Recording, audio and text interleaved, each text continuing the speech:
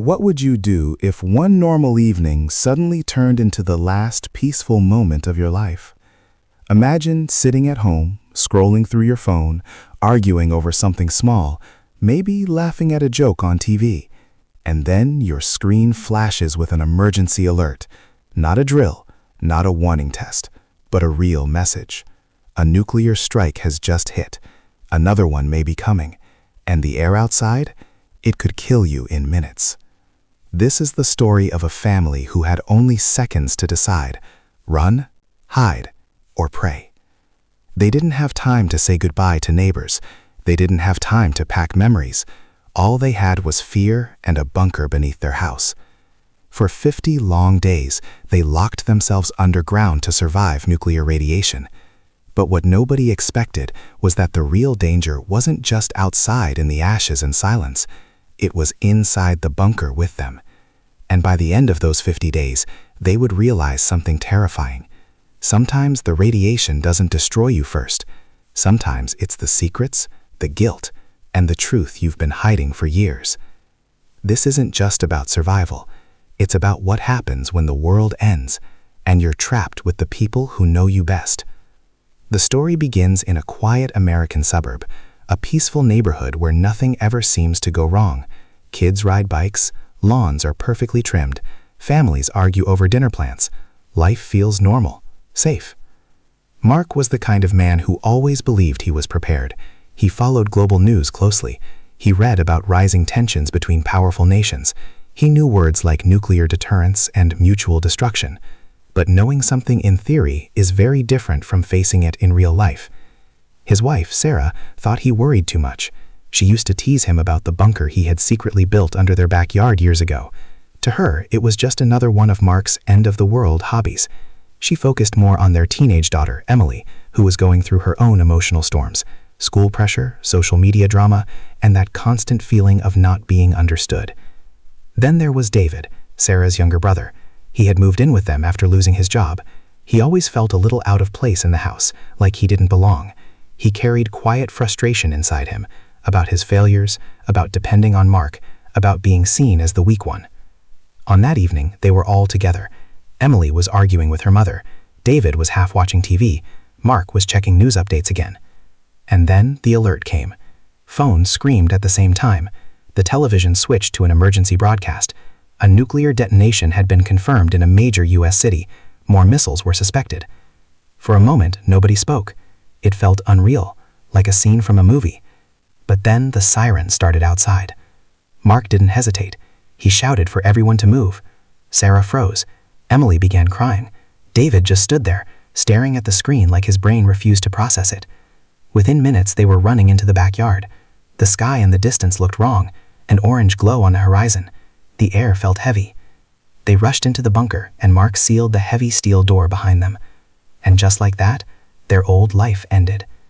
At first, the bunker felt like safety. It was small but stocked.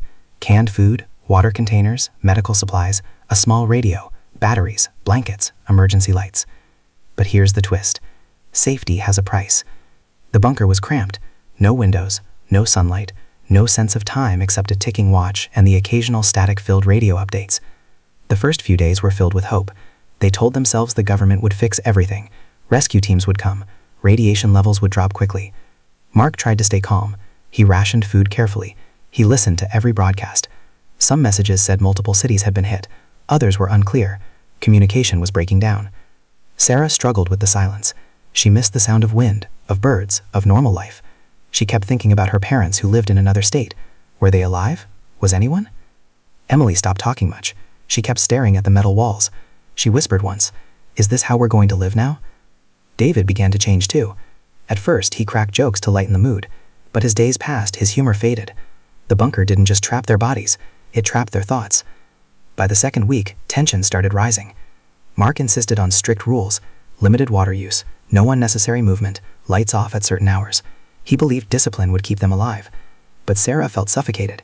She accused him of treating them like soldiers instead of family. One night, their argument exploded. Emily covered her ears as her parents shouted in the dim light. David stepped in, telling Mark to calm down. That's when something ugly surfaced. David blamed Mark for everything, for being obsessed with doomsday, for making them live in fear. He shouted that maybe this bunker wasn't even safe.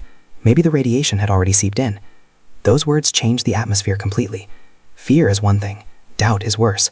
From that moment, every small cough felt dangerous. Every headache felt like radiation poisoning. Emily began checking her skin for burns. Sarah couldn't sleep. Mark doubled down on control, but inside he was terrified too. On day 20, the radio went silent. No more updates, no more government instructions, just static. That silence broke something inside them. What nobody expected was how quickly isolation would twist their minds. Without sunlight, their sense of time blurred. Days felt like weeks, weeks felt endless. They argued over tiny things, how much soup to eat, who used too much water, who was breathing too loudly at night. But the biggest shock came when they discovered something missing. One of the water containers was lower than it should have been. Mark accused David. David denied it. Sarah tried to mediate, but suspicion filled the room like invisible poison. Emily finally broke down and confessed she had taken extra water at night because she felt dehydrated and scared. Instead of comfort, she received anger. That was the moment they realized the bunker wasn't just protecting them from radiation. It was revealing the cracks in their family. By day 30, physical weakness set in. Limited food made them tired. Tempers flared faster. Mark started having nosebleeds, and everyone panicked, thinking it was radiation sickness. But it turned out to be stress. Still, the fear didn't disappear. One night, they heard a faint sound from outside. A knock.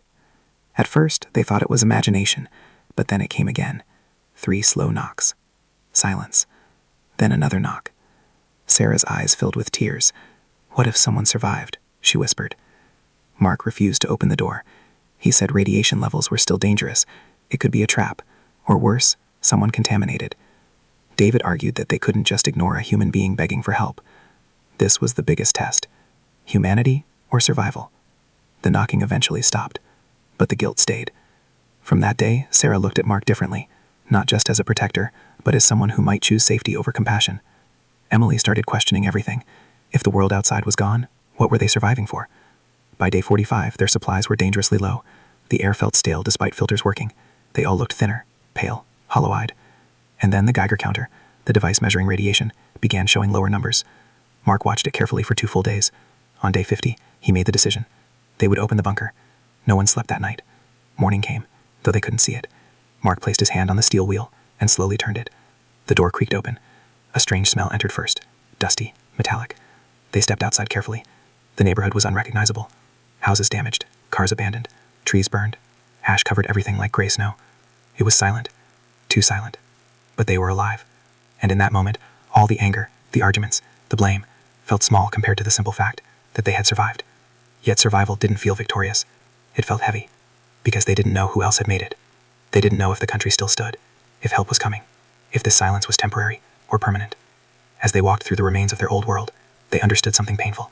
The bunker had protected their bodies, but it had also forced them to face their truth. Mark realized control cannot replace love. Sarah understood fear makes people act in ways they never imagined. David saw that running from failure doesn't prepare you for disaster. And Emily, she grew up 50 days in that darkness. What nobody expected was that the radiation outside wasn't the only invisible force changing them. Isolation had reshaped their relationships forever.